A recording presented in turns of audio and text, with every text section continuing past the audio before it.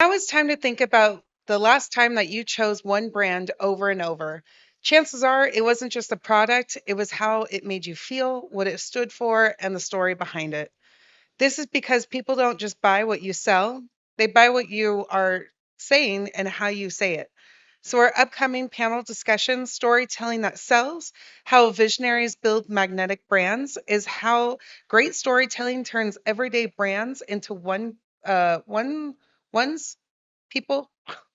Oh, once people remember. Okay, I thought that English was funny. It's not.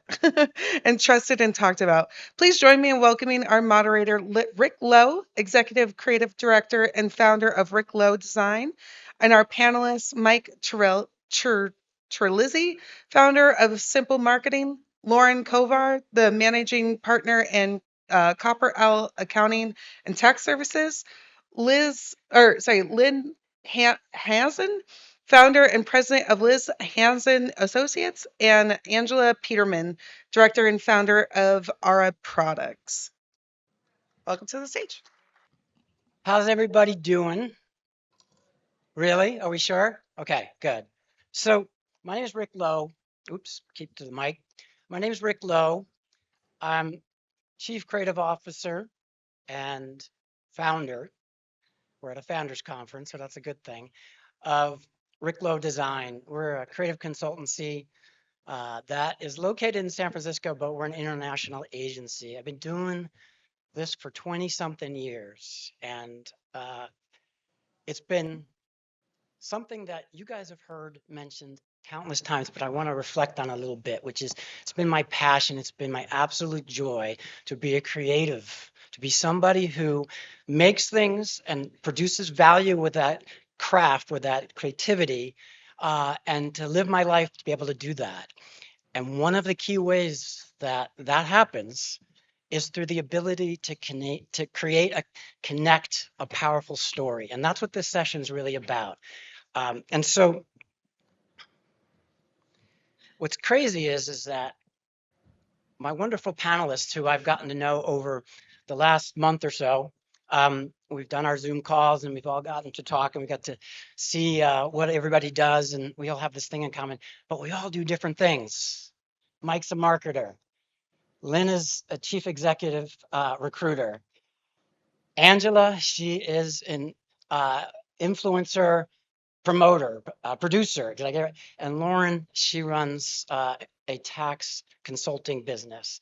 All really different things, but all people who are using story, the power of story to build a narrative that makes a significant difference in value for their clients, their customers. So we're here at this conference and we're trying to figure out how to grow our businesses because we wouldn't be here if there wasn't a gap. We hear words like um, ambition, promise, dedication, strategy. They all have an operational meaning. They're all part of the organization that you grow. Um, the governing factor is what is the meaning? What is the narrative that you're trying to create the vision around? How do you do that? That is the story. Storytelling is not a nice thing. It is a nice thing when you go to a movie or something, but it is a strategic advantage to you and your businesses. And the ability to do that is the difference between being a good company and a great company. It's not the only thing, but it's a huge contribution. And our panelists all have that in common. So what I was hoping to do was to just introduce everybody. I'll come back and talk a little bit about my practice as well, and then we can go from there. Before I do that, I wrote something 10 years ago um, that seemed really relevant to this session today. And it's still relevant in everything we do in our business. And it goes something like this. In a world of competing distractions, which 10 years ago was one thing, and now it's even another, an authentic tale story, thoughtfully told, can cut through the din and make us pause, right? It speaks to our heads, our hearts, and ultimately our choices. And that's the game we're in. Whether you're an independent person, consultant, you're branding somebody, you're actually producing something out there that somebody needs to choose over something else. And that is harder and harder to do in the craziness that we live in. So, all right, let's say hello to everybody. Mike, will you give us a little brief intro into who you are? Sure, it's on. Hello. Sure. I used to be a story producer in Los Angeles for about 10 years and then made a switch into marketing. And in MBA school, I launched a company and figured maybe I should do that because it seems I could do it. And I've been doing it since. Now I help B2B tech. My specialty is helping B2B tech companies go to market, differ, tell their story in a different way than others because most tech marketing is tech marketing.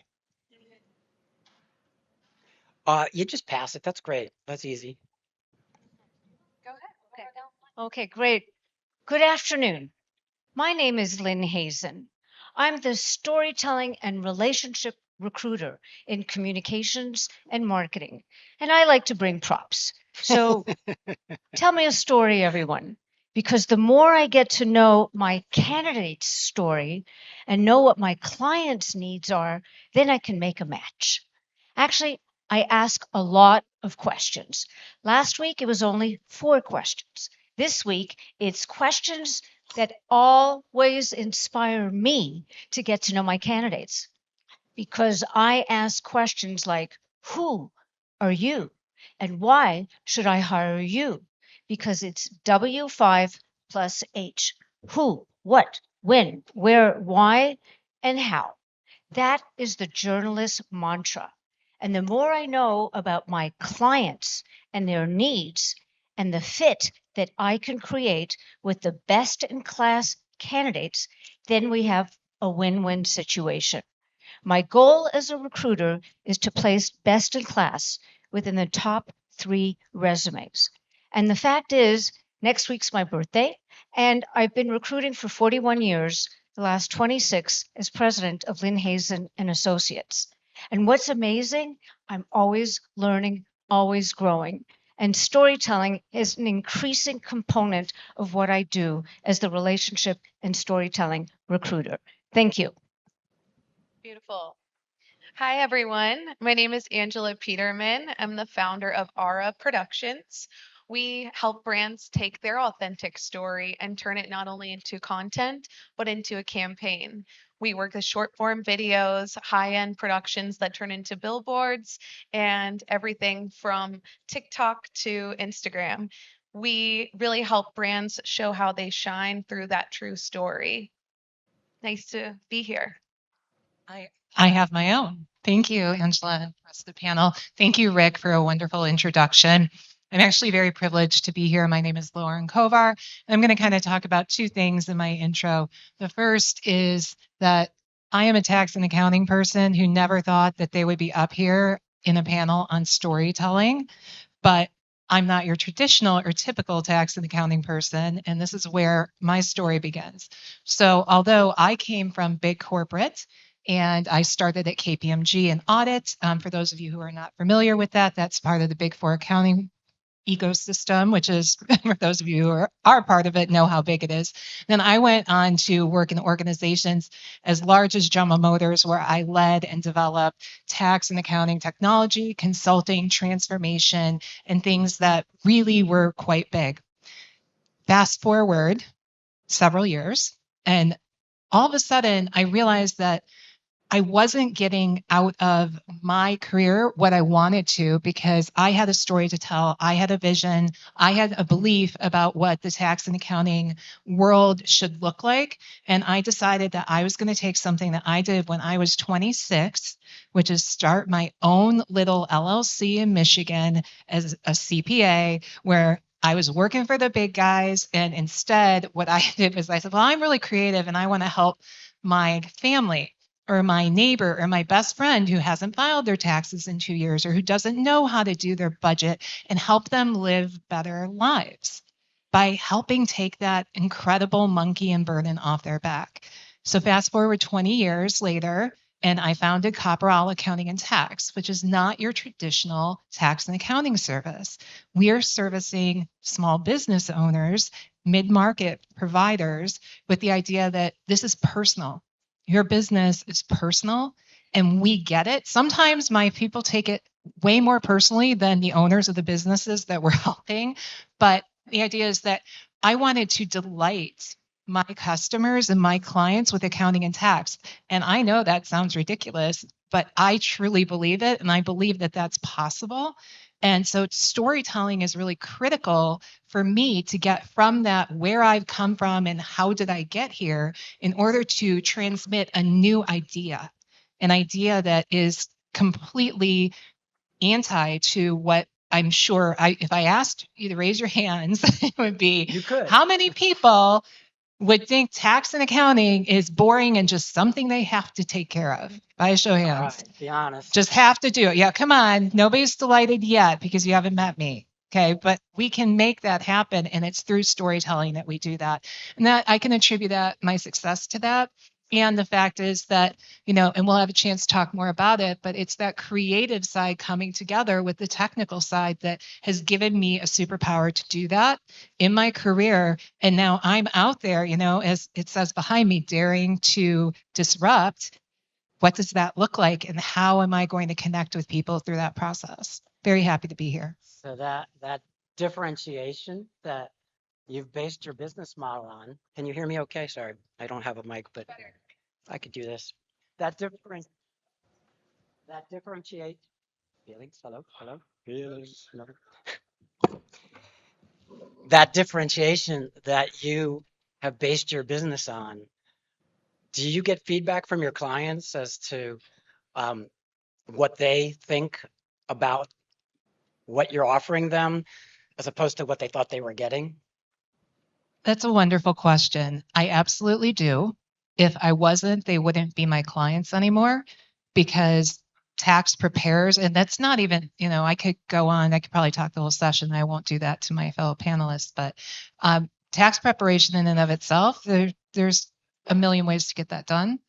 And so my clients need to feel heard. They need to feel the value proposition of what we have. And when we say it's personal and that our job is to worry about it so you don't, as things have come up, we're delivering that and illustrating that in everything that we do every day. And so, yes, and the clients that aren't getting that, if I have any conflicts with clients, I sit on a call with them and I say, my job is to care. I care about you. And 9 times out of 10, and for those of you who do technical professions, you would understand that I might be right, but it's irrelevant because I didn't connect, I didn't explain it, I could have done something better. And making sure that my clients know I'm there for them and I'm showing up for them to help solve the problem, especially in these areas which are so they're visceral for many people. Like when you think about tax and accounting, people's heart rate actually increases. There's all kinds of studies on this. But I think it's that and being a dentist. Yeah, right. It's about the same. Healthcare, right? Anything where you're touching something that people care a lot about, right? And that's what we're doing. And yes, so I absolutely get that feedback. And when I don't, I have to respond to it and take it seriously. Great, thank you. Yes, please, go ahead. I have an interesting angle that I'd like to ask all of you. If you're a client and hiring talent, do you want best in class talent, everybody? Yeah, absolutely. I hear the yeses. And if you're a candidate looking for a job, do you want to be hired by a client who values your expertise? Yes? Nod your heads? Yes. Now, here's what's interesting. Candidates don't know how to write good resumes. Clients don't know how to write good job descriptions. Why? They're too close to themselves. And that's where I come in because I want to know what you're looking for in talent when you write your job description. And most of them are kind of boring. And what I do is what I call digging deep because I ask those questions that I talked about earlier. The who, what, where, and why, and the how. And the more I dig deep to ask questions and rewrite the job specs, and I always start with questions, then it's going to motivate the potential candidate to apply. And then guess what, everybody? Resumes. You know what most candidates do with their resumes? They talk about what they do, not what they did. And I want to see resumes that highlight case stories where you made a difference, and your resume will pop. And that's the difference between a job description and a resume. And candidates interview better. I call this the rule of 80-20. 80% prep, 20% execution. And when candidates tell me, oh, I'm just going to wing it on an interview, why do I get mad? What creature wings it naturally? It's a bird, because that's what the birds do. They wing it. And when candidates are applying for jobs, if they wing it, they're not prepared. 80% prep, 20% execution.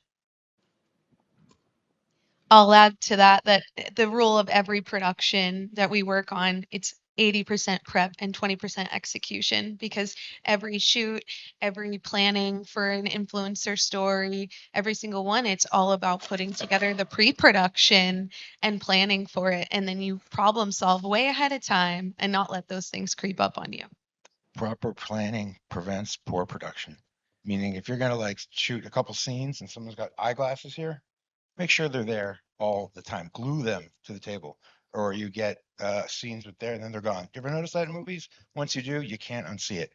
The Starbucks cup in Game of Thrones, because Daenerys is drinking Starbucks. Not that someone forgot to put it, off the table, but yes, proper planning always for anything. Interviews. Hey, Mike, I was going to ask you a question, No. if I could. Okay.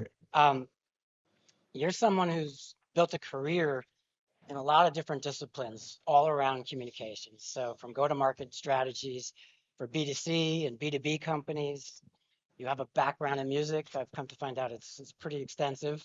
You do video and you write. So how has your ability to craft a meaningful story played for your clients? Like, how do they say it's valuable to them? What do you do for that? Well, I look at it less as I'm trying to tell the story, but if in order to do that, I will say, okay, 5 questions. I have 5 questions and one reality. I'll start with the reality. Nobody needs your product. Nobody cares about your product. They need a solution to a problem. So let's start with the questions. Why did you build this? I.e., what problem does it solve? Why should anyone buy it? Is it better than what they have? And that's really hard to do. Get someone to switch a product, that's really hard. So hopefully they don't. The third question is, what about it makes it different? Like what makes it different than the other products? And then the fourth question is, why does that difference make it better? So it's not why is it different, not why is it better, but why does that difference make it better? And the fifth question, why should anyone care? And it sounds like it's a simple 5-question framework, but this takes weeks to digest. If you finally get you find your position that way, like with positioning maps and perception maps, do all that, go tons of exercises, and you finally find your position. And it's so much easier to find the message from there. You find your unique position, and now you can have a unique message. So that's how I start off. And if they say, well, everyone is our customer, and I say, either we segment or we don't work together. You know what's fascinating about skill sets? Do any of you have to have technology skills in your jobs day to day? Hands up, please, if you use technology tools. Yeah, a lot of you. I'm going to give you a case story of what happened with one of my clients. I've been recruiting for them for 21 years. They know me really well. A few years ago, they said to me, I was in their office, Lynn, we have a marketing specialist, CRM, customer relationship marketing job opening. Don't recruit. We're going to fill this on our own. May, June, July, August. Lynn, we need your help. Guess how many resumes my client got on their own? May I have some numbers, please? How many? Zero. Zero. No, we got more than zero. Anybody want to give me other numbers? 5,000. Anybody else? Numbers? One. Okay, let me tell you what happened. 1,330 resumes were submitted. Guess how many fit the job specs? Zero. What did I do? I got back in touch with the client and I asked them lots of questions. Back to the shovel. What are you looking for in terms of your candidates? Yes, they had to have Salesforce experience. And guess what? They needed to have good social skills because they had bought Salesforce and no one knew how to use it. So they wanted a Salesforce content expert and a candidate who had good interpersonal skills who could teach. Thank you.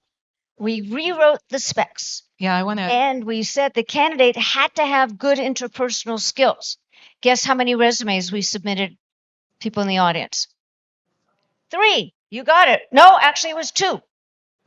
Our goal is 3. We presented 2. They fell in love with 1. He is still with the company and doing great. So our ability to ask the right questions so that we can source the right talent makes a world of difference. I wanted to Angela? piggyback. Oh, go ahead, Rick. Go ahead. Yeah, I actually, it was so interesting, Lynn, because when you were sharing that story, and I think you had kind of alluded to it in some of our prep, but it got me thinking about what is the story when I'm talking to my clients. So in your example, they didn't understand the value proposition of what you were sharing. And so eventually you planted a seed, they tried it themselves, didn't work out so well, and they came back to you because they realized that you had a compelling story and maybe you knew how to get results. That's exactly what we're doing in my firm, because the first thing that I'm trying to talk to potential clients about is why they shouldn't be doing their accounting themselves, right? They're not accountants. And so I don't see them doing their own exams for medical, although some do use WebMD, I have to admit. But the point is that the first thing that me and professionals like me and everybody in our firm are up against is this idea that there's somehow a um, less important aspect to what we're doing as professionals versus what a business owner or a small business even that might be, I mean, multi-million dollar businesses that think that they can do it or they don't have to pay for that expertise, and that all it's going to get them is, a report they have to do. And so we immediately have to tell the story of not only like, so they go, well, why should I care? Well, when I first started running my company, I would say, well, because you're required to care, right? Because you're required to do these things for, books, finances, controls, audit, the IRS. And I realized they don't care that they're required to care. That's not why they should care. That's why they're going to do it, not why they're going to care about it. And so, how do you talk to people and convince them to care about something that they don't want to care about? They just want to do. And what I realized, and it's kind of been like a cycle of epiphanies over time, is that I had to care first and show them how to care about this, which meant I had to care about my clients. And that, I mean, for those of you who, and I love accountants and tax, I am a CPA and tax person. So for those of you, we can call out our own stuff, but traditionally we're not that, nurturing. It's, in fact, there are so many people that go into this profession because they don't want to have to care. They want to care about numbers and spreadsheets and software, and that's what they want to do, which is why what we're doing is disruptive, but it's also why we have to tell that story, because I'm going to walk in the door. It's like, yeah, I just need my taxes done.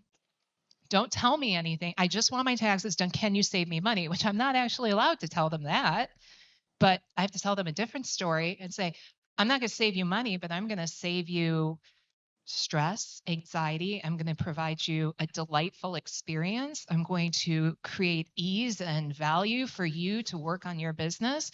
Those are the stories that we have to tell. And it's incredibly difficult because we're starting from behind the 8 ball. When you did this, did you have to, like, it sounds kind of like you had to let them see what bad was before they could understand what good was. And I think that might be the case in life for everything, right? Like you have to have the bad to feel the good. But it's a great point, Mike, because we have an entire pipeline stream that is people coming from bad experiences. Like we're immediately, so we're unwinding a bad experience. They're like, well, my current accountant or my former accountant, and I have now 3 points I can make. And baggage. they're like, oh my God, that's exactly what I'm living. You get it. You understand. And so then we have to unwind and not just tell them, well, we're not going to do it the same. And guess what? Our firm has the same constraints and the same deadlines from the IRS and all of that same stuff every other accounting firm in the US is dealing with. So we can't get bogged down in that and then not deliver on the story we've told that says we're different. Exactly. The only thing more painful than paying your taxes is not paying your taxes. So you want to ruin your clients. You want your clients to come to you because they've got something better from you than they can get anywhere else.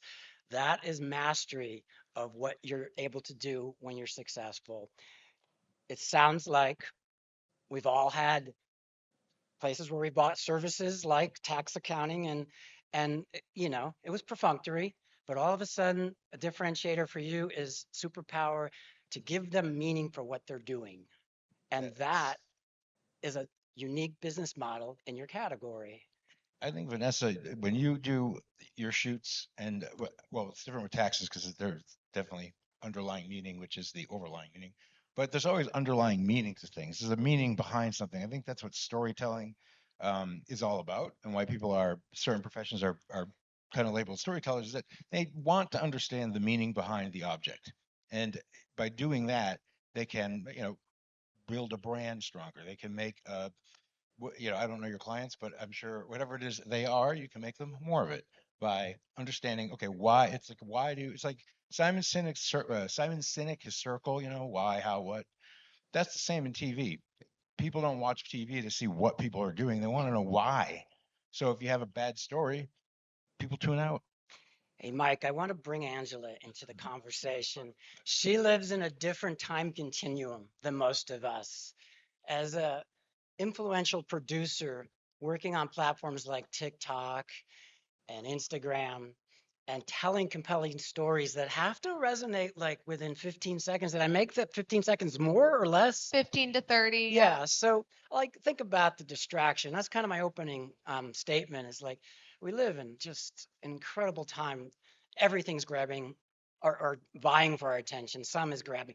How do you tell a story for your clients on these platforms that is compelling so ultimately people click, they want to buy because that is the goal, right? That's always the goal of all of my clients.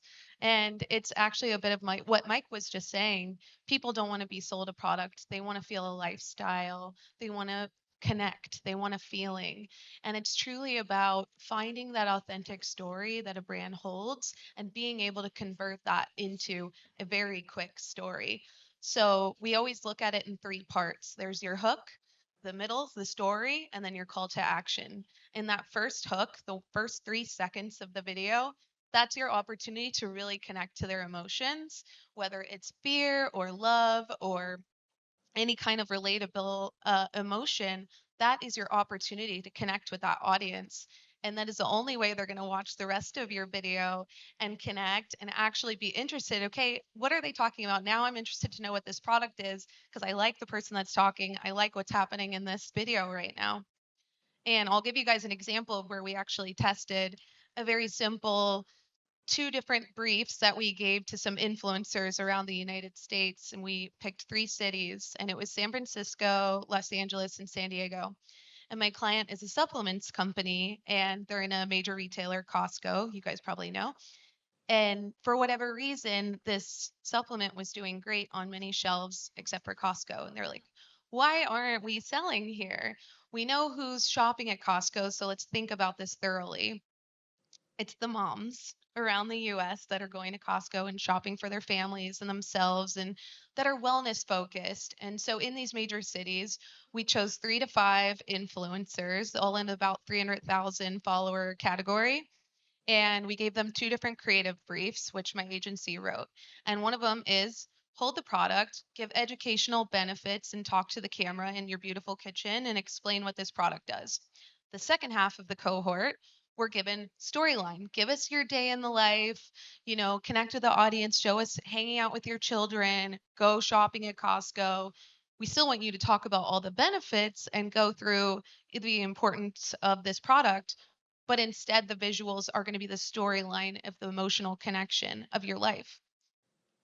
The influencers that gave story day in the life profoundly blew them away with engagement rates. I mean, we're talking like 10% engagement rates versus 1%. If you guys don't know much about engagement rates, 10% is extremely high, especially when you're looking at 300, 500,000 followers.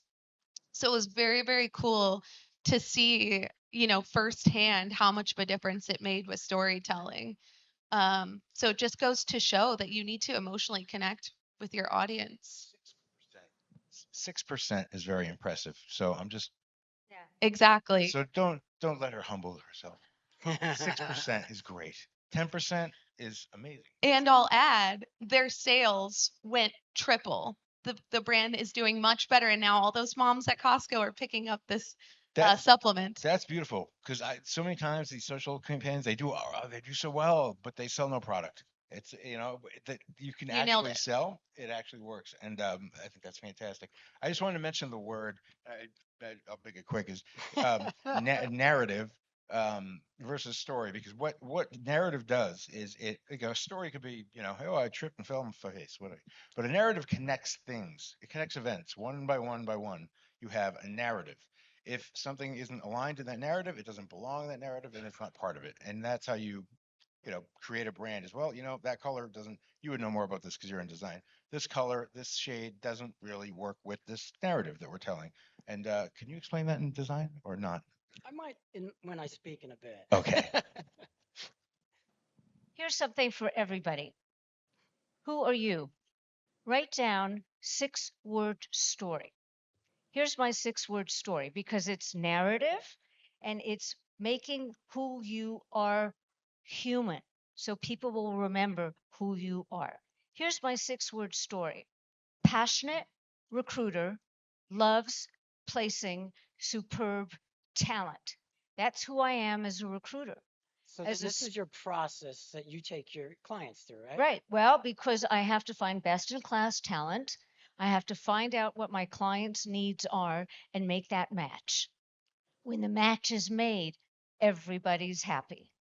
And what is your 6-word story, whether you are hiring or whether you're a candidate? And you can distill it into 6 word narrative is very, very powerful. So write down 6-word story and we can talk about what yours is after the session. Did you just give them homework? Did you hear that? Homework. I was thinking maybe I could be a panelist for a moment, and then I thought maybe Angela, since you're like the influential producer, that I could take advantage of your skills in my thinking the question that I didn't write for me. I pre-planned this question for you, Rick, because I've really been wondering.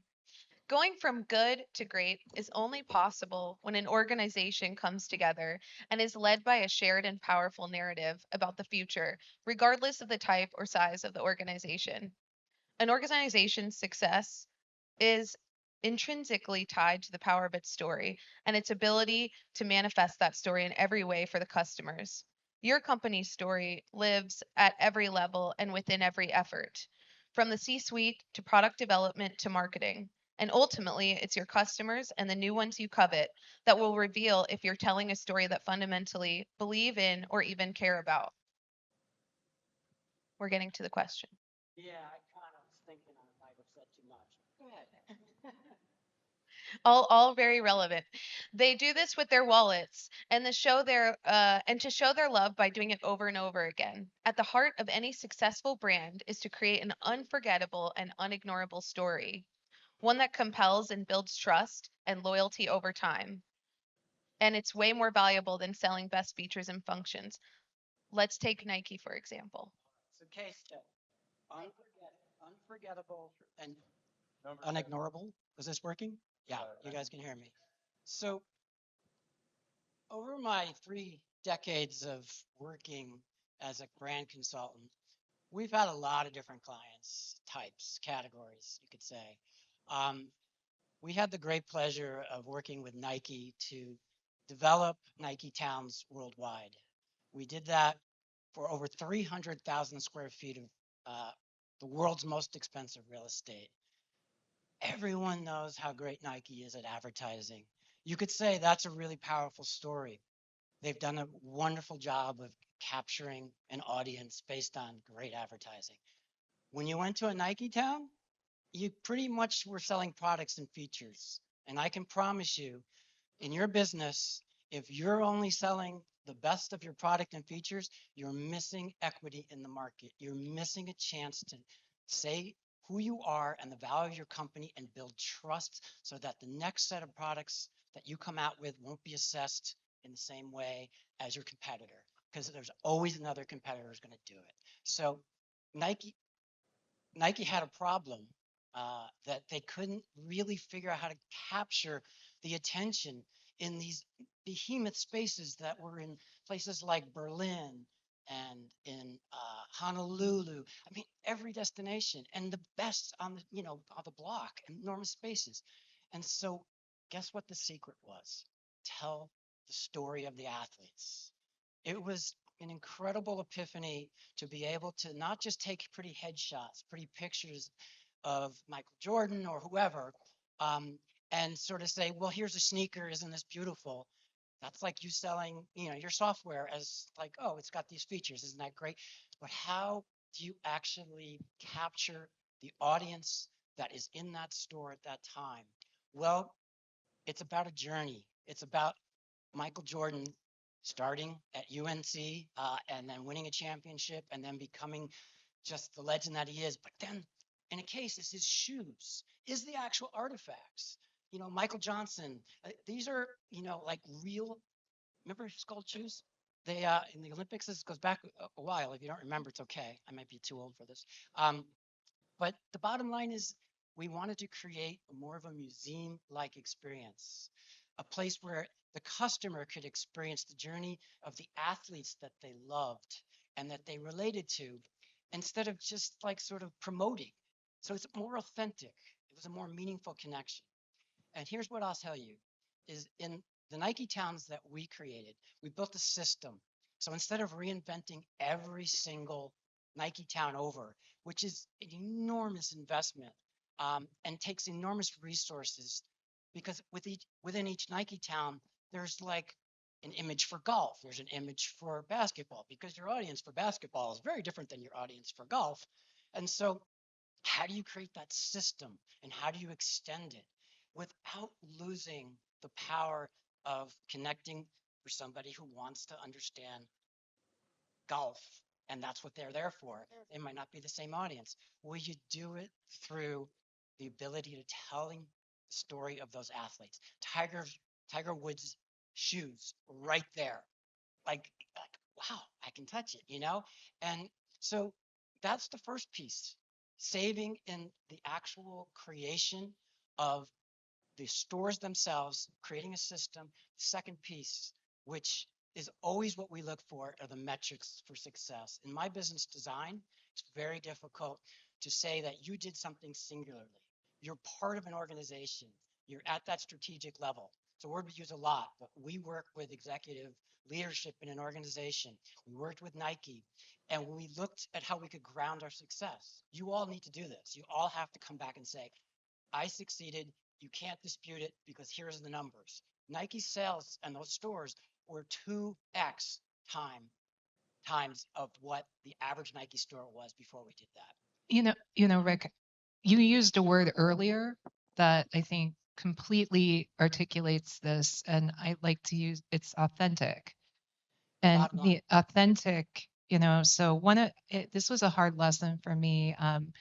Like I said, I'm a background Big Four CPA, kind of like a, shark eats shark world, big companies where lots of people all kind of non-authentic. And so I grew up in my profession with these walls, like deliberately. Couldn't share my authentic self. There were only certain careers that could be authentic: design, recruiting, art, things that I creatively was drawn to. But when I was working in the professional world, I was wearing a different style of myself. And in the last 5 years, first at Thomson Reuters, where I was running global teams, I was given permission. I don't know if that, like, just by society, all of a sudden they're like, you're allowed to be authentic. I think COVID helped because you're allowed to have your kids in the background on the Zoom or forget to unmute or mute or get something wrong. And in my profession, where it was about credibility and intelligence and prestige and these things that you have to know to help advise people, it was incredibly freeing. Not everybody responded to it, but the thing about that authenticity, that it allowed me to branch out into a completely new version of my career, myself, and now tell these stories. But I think part of it is not just the capability to tell the story, it's the understanding that, one, you have permission to be authentic outwardly in this world. And two, is that authentic stories are more powerful and meaningful. I, That is true literally in television. When you record, hours and hours and hours of people, bad producers will try to create a story they want to tell, and then eventually over, I don't know, 1,000 hours, you can't keep that up, and the show falls apart because it's not authentic. You need the authentic selves. And also, when you said stories, like Nike is great. Just do it great, and it creates a lot of stories about the athletes. Each story has a point, right? So every story should have one point to it to make. And that's why they segment the golf and they segment the sneakers to the different types. None of them to me. I'm not a Nike guy. But if I were, they'd segment it to the out of shape guy who watches commercials. Do they? Pajama slippers. authenticity is one of those governing factors in storytelling. I think mostly what you have to know when you say authentic, it's not a nice to have, and it's not something you pluck out of thin air. It's the hard work in defining what you care about. It's it's your strategy, but more importantly, it's how you communicate, how your customers experience that strategy. And if it doesn't resonate, they don't stay with you, they leave. And that is ultimately the test that you have. You make a promise when you put your company out there and you say, I'm going to do this and you're going to have this experience, and whether it's a sneaker or whether it's a piece of software, and if they like what you're saying, they're going to try it. And if they like what you're saying and that experience is consistent with what you're promising, that is where authenticity is generated. I'd like to comment on authenticity, if I Please. may. This is what I call the wow project. Imagine you are ready to hire staff. You've hired Lynn Hazen and Associates. You want best in class talent. I recommend to my candidates to do a wow project. The wow project is something they come up with on their own. The candidate is interviewing, whether it's online or in person, it doesn't matter. Let's say you have about 60 minutes and you're close to 50. Then all of a sudden, the candidate says to the interviewer, I'm really interested in joining your firm, and I have some ideas that I'd like to share. In that moment, what does the candidate do?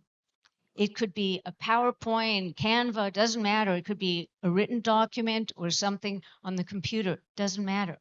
What's behind it is the initiative to show value of what that candidate can create to enhance his or her positioning as, quote, the candidate of choice when the candidate joins the firm.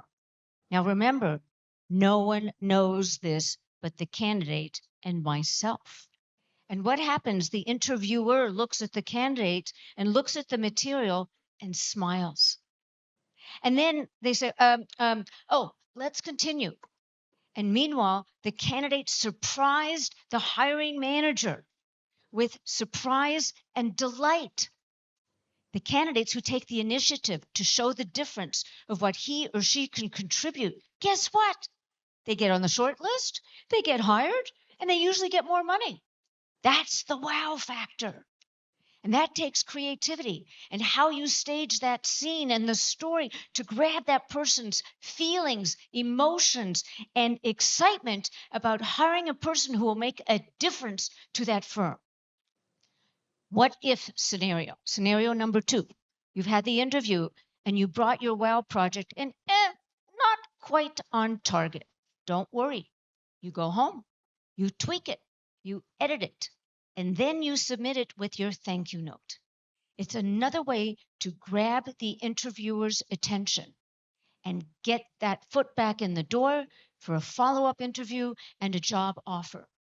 I'm the only recruiter that I know, at least in Chicago, now you all know my tips, that you can use these superlative added value type values and examples to surprise and delight. How many of you like this idea?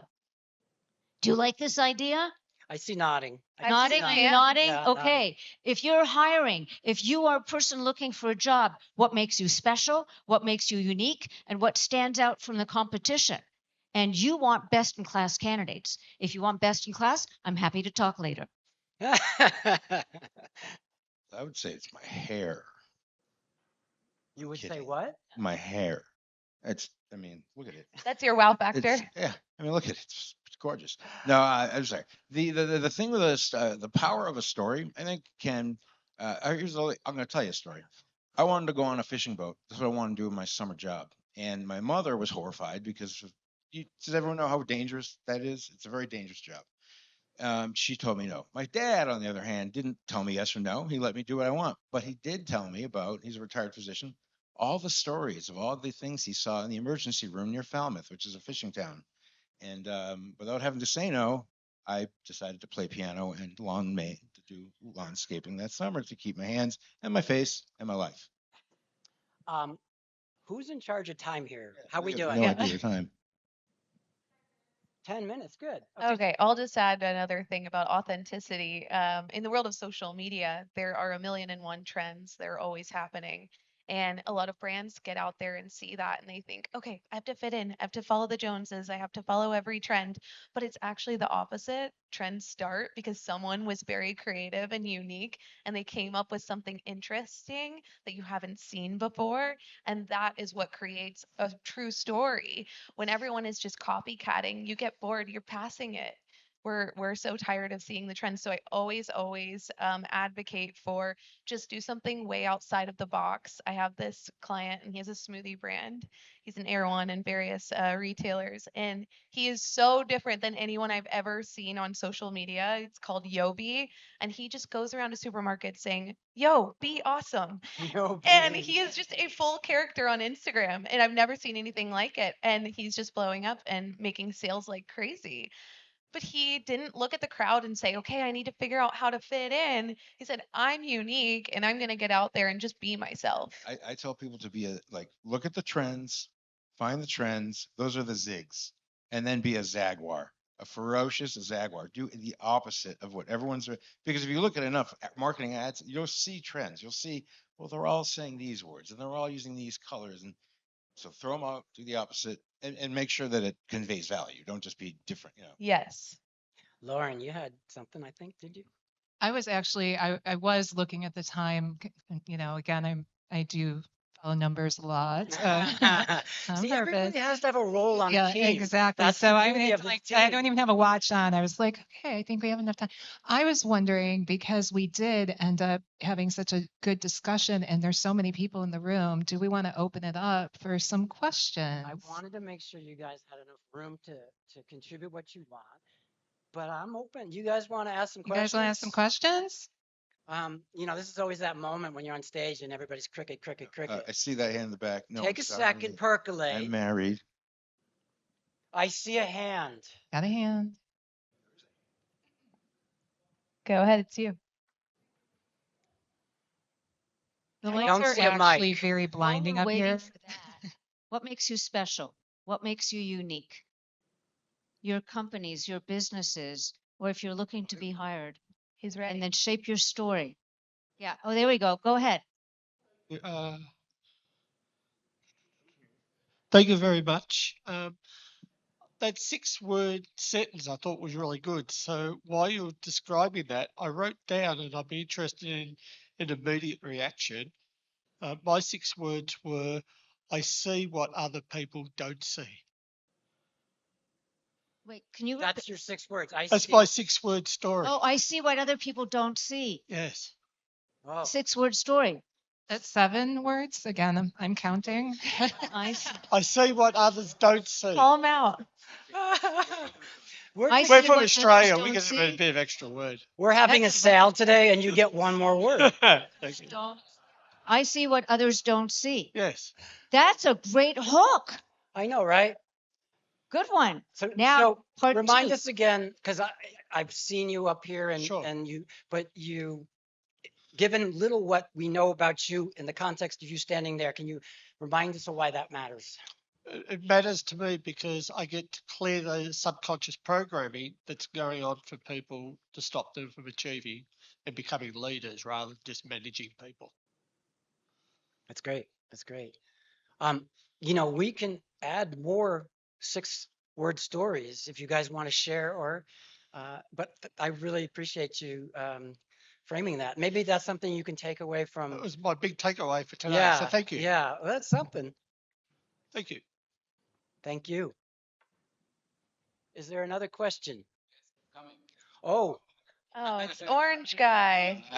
Of course. You did this panel last year in Dubai, is that right? Exactly. That was my topic, storytelling. And authentic is exactly the right moment. So, what you really need is a signature as well. As you can see, orange is always working. When they don't remember your name, they remember your color. So, long story short, what I want to say is just one question at that side. Think always about one question, and then you can decide. What are you without your title? And that is personal branding. Thank you. hold on. I didn't follow. I need to hear that more. So, what are you without a title? You're. What are you without a title? Or What are you without a title? And that is the I would say the heart of the storytelling, because you're giving open to your personal side. Because I talked about my dad, nearly dead 2 years ago, so I open with that. And another point is what is the willingness to share in your society, not always your title and what you're doing in your business, because the people want to know who are you as a person. You can be private, more private, less private, but anyways, personal branding is one of the most important things in terms of generation contacts. So, title. Can you tell us what you mean by title? Because Head that's of a big marketing. word and it may Head not of mean anything. marketing. Head of marketing, for instance, if somebody is always like, oh, in Germany we are completely title addicted. Everyone is, yeah, I'm a vice president or whatsoever. I don't give punkt about what he is. I'm talking about my business and what are the challenges I'm confronting. I'm not telling who I am, I'm telling what my problems are, who I'm challenging. And then I'm giving the solution of something, like how I confronted with that problem and how I solve it by myself. And that gives the people the connection to you, and that you can see in the KPIs of LinkedIn, because the views are going up and up the more you take your personal role within the business role. So, if I get your drift in a lot of ways, you're saying it's kind of a lazy way to describe who you are by a title. No, it is not lazy. I have an idea for you. Yeah. You asked a question that brought me an instant answer about titles. Exactly. I did an exercise recently, and I want you to put niche, write down these words: niche, how my voice is heard, my story, and then one word that describes you. I could show you a slide about this later. I want you to do this because I did this very exercise a few weeks ago. See? And I had to boil it down. Who am I? And after all these years being a recruiter, I did all these words, 9 words and 9 examples each. And what came out in the final analysis was intuitive. And this has come to life this entire time I've been here at this conference. I have met people who are amazing. And there's this intuitive sense that I've had with people who I've met with, had meals with, talked with, stood in the hallways with, and that feeling of intuition. This was meant to be, that we are here together for a certain reason. I am meeting all of us here because this is what is happening that is meant to be here happening in Las Vegas. It's very powerful. I'm going to interject one thing, and I think it's really clear to everybody. Passion. Your superpower, and everyone else in this room is the ability to communicate passion. Passion is a mood about the future that lives in you in the present. It is your story that you're embodying in this moment. It's intoxicating. And when I met Lynn and I hear how she speaks, it's irresistible. Be irresistible. Passion is your secret power. So I just want to throw that out. Please ask your Couldn't question. agree more. So this question I think is more for Lynn. I mean, it's for the whole group. I love this. I know everything is about business, but think nonprofit. Okay. New nonprofit, relaunch, being closed for about 5 years. Storytelling, I know it's a good thing, but time has changed over the years. So what should we capture so we can create that story to get that influence and be different from every other nonprofit that does financial literacy workshops, blah blah blah. If I may, you know what's one thing that I feel like a lot of people don't hit on when you're in a very serious business is humor. Everybody loves to laugh. And I work with a pet supplement brand, and it's a very serious topic. You're talking about keeping your dog healthy, the love of your life, and keeping them alive and well. And we decided to take their brand voice and make it extremely hilarious and goofy and fun. And they have really stood out online, so different than all these big competitors that are selling dog supplements as well. So that's just one idea to think about. If you can make a point with humor, that's how I got the cybersecurity company. No cyber ad had any humor at all. It was all, and we opened with a joke to reposition the whole market. So the joke had a purpose. So humor, because you know the expression, oh, it's funny because it's true. Humor has a way of revealing truths we may not have realized ourselves. And the hardest things to do are to point out problems that you solve that you are not aware of as a customer. So if you can use humor, that will make them laugh because they haven't realized it. And I think we should end here. No, I've got one more question I would really like to take. We've got one more. I think very quick, hopefully quick. No, you don't. Take your time because we're not going anywhere. We talked about, TikTok, Instagram, those videos, 15 to 30 seconds, hook, middle, call to action, where obviously you're probably trying to get an offer out there or make the sale. That beginning part is authentic. And then there's the kind of swoop in, right? So are people starting to see through it all now? And what do you do? Good question. Absolutely. I think there's so much content out there, and it's becoming more and more difficult to stand out because everyone's selling something. I mean, Instagram used to be a place just full of art, and now it's selling this and selling that. And how do you find that differentiator to stand out and not make it such a sales moment? And I really think it is connecting with them on a human level. If you can really tap into their emotions, they don't mind that you're selling them something anymore. They're like, you know what? This nonprofit is really funny. Like, I want to support them. I want to donate to them because they're standing out from all the ones asking me for money straight up. But you're right, it gets muddied. It's a difficult task. That's why there's so much competition out there. Nonprofits have a special place because they appeal to people with a sense of mission. And if you can get to the heart of what the mission is that drives that organization and the difference that you are making in the world, and having testimonials of people who can vouch for the organization, then you're 3/4 of the way through, because people will catch the authenticity of your message if it's with feeling and how they have benefited from the nonprofit. I do a lot of work in nonprofits. I used to work in nonprofit as well. Yeah, Lynn, I want to kind of just, and if we're going to close that, I just want to kind of comment on that and in response to your question. I think that when you're talking advertising and so we've made very strategic choices to participate differently. And when I first started the firm, there's a lot of push and a lot of, you need to be in these channels. But being in those channels when there's a lot of content is not necessarily productive for my firm. I think it's productive if you do it properly and you have the right industry. But I don't need to send out the same, here's what you need to know before April 15th, tax checklist to gain clients. That's not why they come to my firm. So where I need to devote my time and energy is to the story that I'm telling through connections. And those connections may not be the traditional lanes that you're being told to connect through. And so I think at a conference like this, you have a real opportunity because you're dealing with a lot of entrepreneurial spirits to find different lanes to navigate through. And then don't feel guilty if it's, God, I have no social media presence, or I have no, just because somebody else says that you have to be playing in that field, because the field changes so quickly, and everything's pivoting really, really fast. And I mean, I think we all know AI, right? Everybody's talking about AI all the time, and it has a place, but everybody has to decide what place that has for their firm and their story. How many of you have been on podcasts?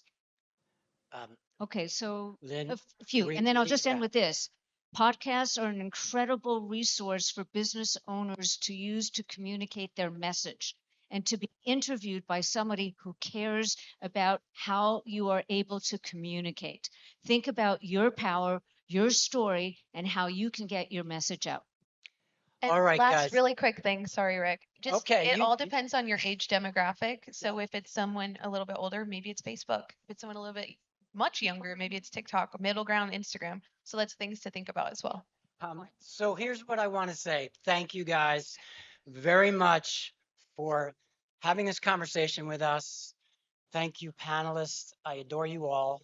And I look forward to more. I have met so many people here already and had so many conversations, and I love all your mission driven purpose.